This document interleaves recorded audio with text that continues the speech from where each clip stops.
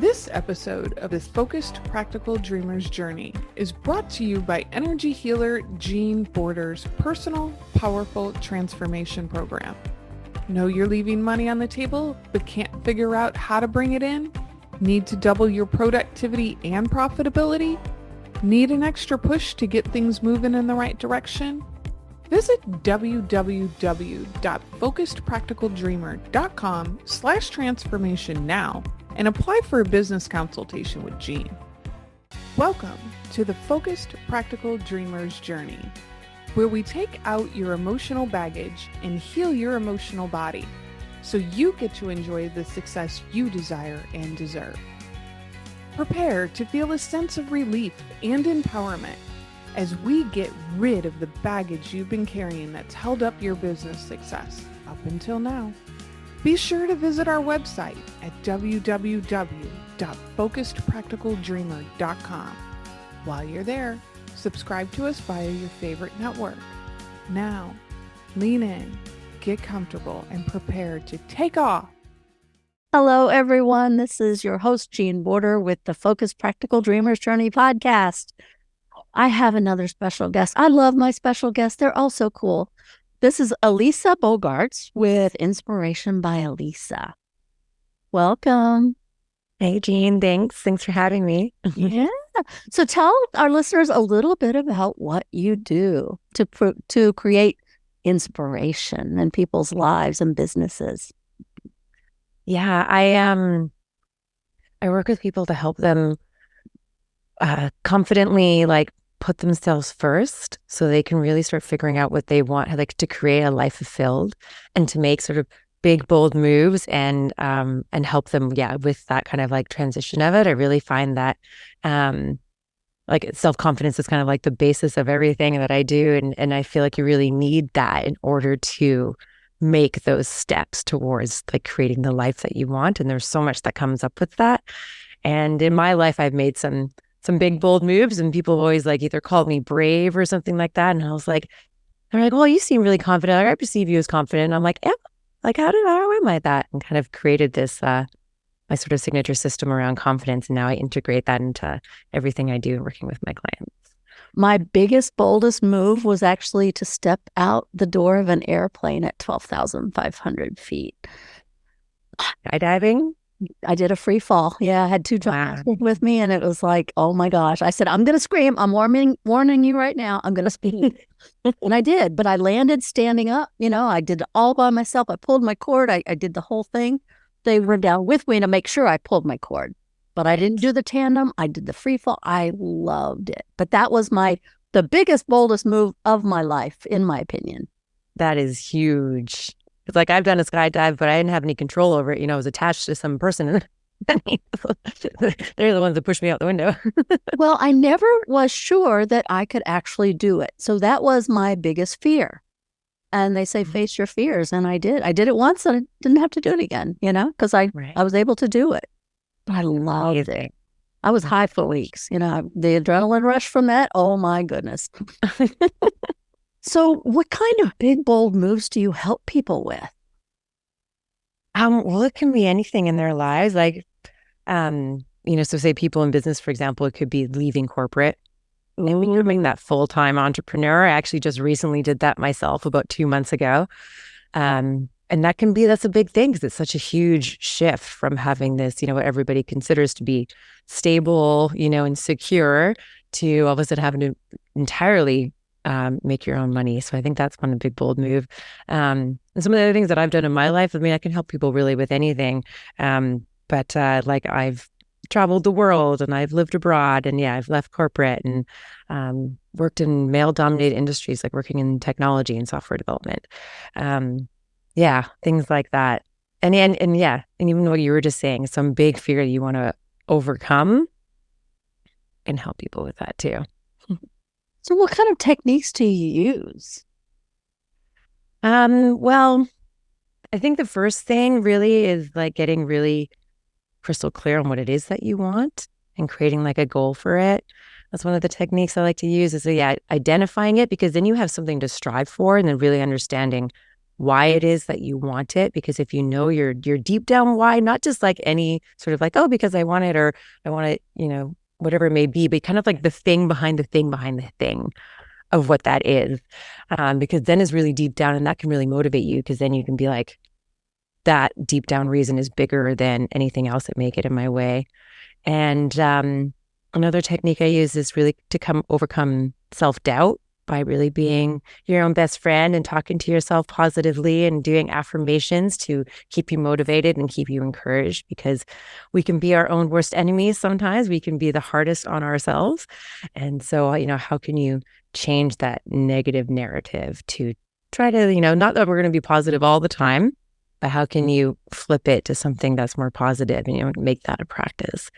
And another one of my favorites is about setting boundaries, because when we want to do something in our lives, first of all, we need to be clear on it, but then we can get in our own way, which is kind of where that positive self-talk comes in. But then other people can get in our way too, right? Like our relationships can be forced to shift as we're changing.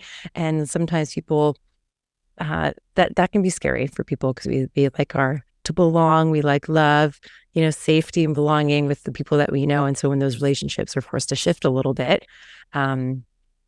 that can cause all kinds of things. And so sometimes you just need to set a boundary with the people that you love and just continue moving forward, regardless of how they may be encouraging you not to, even if it's unconscious.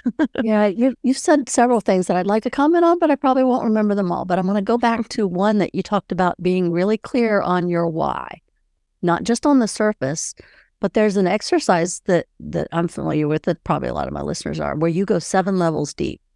Why do I want this? And why do I want that? And why do I want that? Until you get to the core of what is driving your need for this to happen or this to be true. So exactly. That takes a while, because you're like, well, what do you mean? Well, why? Well, because I want the money, or because, it'll make me feel better. Well, why will it make you feel better? Well, yeah, it's very interesting to go through that process, right? Yeah. Yeah. And what you find at the end of it is nothing like the first why that you asked yourself. Usually there's some deep down something about it. Yeah. I remember with a client of mine, when we kind of did that, it was like, oh, well, I want to get like a PhD. And it was like, so she could find like a husband, and then kind of went through it. But really the deep down why was, I want to get the respect from my parents. So it's like, okay, well, you don't have to go on this 12-year journey of education and going up the corporate ladder and trying to find this person. Maybe you could just work on that,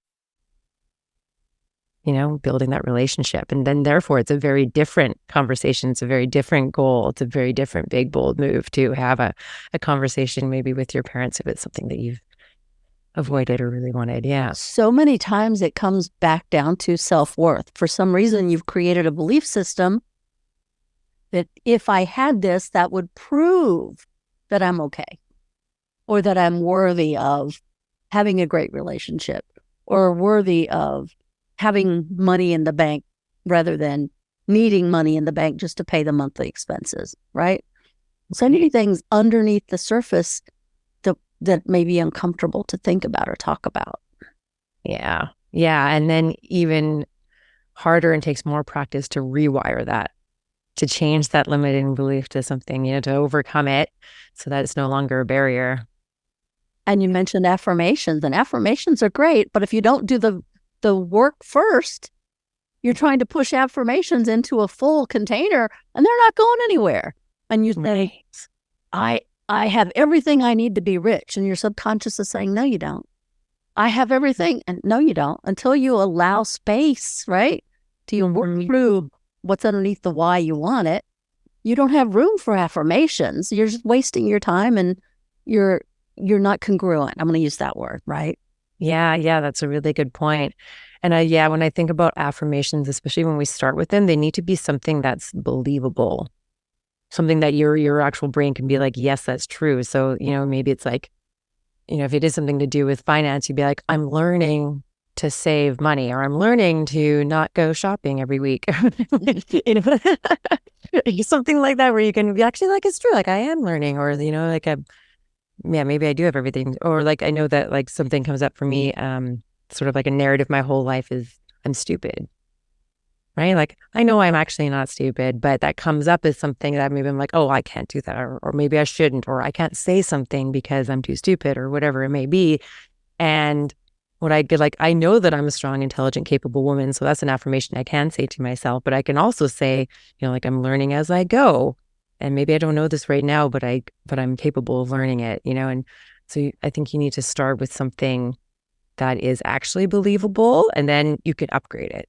And that will open possibilities for you without resistance. Because when you quote something that is absolutely not true, your subconscious says, oh, you're lying, and ignores it, right? Right. But if you open it as a possibility, well, I'm learning that this equals that. You're not sure of it yet, but it's a possibility. So you're opening possibilities. Yeah. Yeah, exactly. And there was something, the self-talk. That comes up a lot. And I'm a firm believer that we should be aware of our self-talk and try to not speak to ourselves any worse than we would talk to a stranger on the street. And that's hard sometimes because we want to beat ourselves up because we're not perfect, because we're only human, Yeah. Yeah. And the thing is that, like, I love to say that we're all perfectly imperfect, because none of us are perfect. And even if like there's something that I think is perfect, you may not see it the same way. So, like you're not, I don't think in terms of like perfectionism that like everything's is ever going to be in alignment. So sometimes with that self-talk, if we're worried about what someone else might say to us, we have to do something perfect. It's like, well, their interpretation of what perfect is, like they're going to criticize you anyway, because they don't see it the same way, because it's impossible. We're all different people, right? Yeah. And the negative self-talk, like if you think about, once you start becoming aware of it, it's truly remarkable how much negative self-talk we have. And so that's what's kind of like the beauty of the affirmations, is that if you spend more time talking positively to yourself, like you said, like you would a stranger on your street, or like you would your best friend, or just saying those affirmations, and you're actually spending less time on the negative, right? And so the negative is always going to be there, and maybe if you hear it, you can see it and acknowledge it and be like, okay, I see you, I hear you, like, yes, these feelings are real. And then you can be like, and this is what I choose to believe now. So like I'm switching the narrative, and actually like have that little conversation in your head, because that's going to start the rewiring. And that brings up, words have power. This is what I choose to believe now. That's huge, right? You're opening possibilities. You're saying, yes, that was the past, but I'm looking for something different for the future. Yes. And to let go of that sometimes. And even you can even ask yourself, like, whose voice is that in my head? Is that talking? You know exactly who it was. And you're like, where did that come from? Where did that come from? Yeah, yeah. But even identifying that and be like, oh, that's not my voice. That I'm like, I don't need to hear you anymore. Or like an old story, like that's an old story. Like, thank you very much for being there, but you can rest now. I'm going to have a new story instead. Cool. So how do people begin to work with you? How do they start? What's the process? I usually have sort of like my entry-level programs, like a VIP day that I do, which is sort of like more of like an intensive, because some people don't want to do a multi-week thing. So that's like a one-on-one with me. I have like a 6-week program. That's more of like a group setting, which is also quite nice. I think people have different preferences, but the group settings, we can really like build each other up and support each other. And it's like a little bit more like an hour each week. So those are the main ways that people start with me. But I also have like workshops and free gifts and things that I give, and send out weekly newsletters. So that's typically where people actually start, is getting to know me that way. Cool. So if someone's in one of your like 6-week programs, what are some of the first things you start them on? We start looking at the goals, and like we were just talking about, identifying that why. What's the reason behind what it is that you want, and going deep into that. And then we look at, well, especially when it comes with planning. So in my corporate career, I was in corporate for about 23 years. I was a project manager. So I'm very good at the logistical planning, accountability, dates. Like I'm a super organized planner person, and kind of realized that's one of like my superpowers. And so, and even when moving into my business, I've kind of been resisting that. I was like, no, that's the old me. But actually, I've kind of come to realize that it's a good thing to incorporate, because I think a lot of people don't have those skills. And I was like, why am I like not helping people with that? So if we're specifically looking at making a big, bold move, we start looking at the planning and like tasking it out. And like, what are those first steps you need to do that, and sometimes it can just be research, sometimes you know exactly what you need to do, but let's start making those small little steps towards it. And let's start celebrating each of those steps, because every step in my mind is a success that you're making towards that goal, even if something doesn't work out. Right. I love the expression that says that, even if you fail and you fall flat on your face, at least you're moving forward. So we do that. And so like lots of encouragement. And then we look at, what is that the biggest obstacle that gets in your way? And like, how can we overcome that? Yeah. What are some of the most common self-criticisms that block people from moving forward towards their goal, either in personal life or in their business world, either one? Let's see. Something that comes up could be, well, it could be like it's kind of the one I gave about like, maybe I'm too stupid, or I can't get it right, or I'm not going to bother. So they just give up because that's kind of easier, or even that I'm like, it's too late for me, or maybe I'm too far behind on something, like, so kind of give that a bit as an excuse to myself as to not continue properly. But yeah, too late for me, I think, is something that I've heard a lot. Or even growing up, like, I remember even in my like 30s and people would be like, I'm old. I'm like, that's an interesting mindset that you have. So young, what are you talking about? But I feel like that's very common. And maybe even if it's sort of like a dream that's maybe so big that we don't fully believe we can have it or achieve it, that can be something that comes up, like, I'll never have what I want. That's not possible for me. And how do you help people move past that? Well, I like to start with the affirmation. How can we reframe it? And like I go through like a whole sort of like coaching sequence of really trying to like dissect that and asking really good questions to be like, okay, how can we process through that? And, what else could be true? And like, how can you like slowly shift that? And then come up with like a positive affirmation, at least then to see the light and see that there is another possibility, and to start talking positively for yourself. I think that's really like the first step. How can we transform that limiting belief? If I do work one-on-one on people, we can get much deeper in that by using sort of like NLP and kind of going down into like childhood and figuring out where that started and try to rewire it. But to begin with, I think that the affirmations are really super powerful.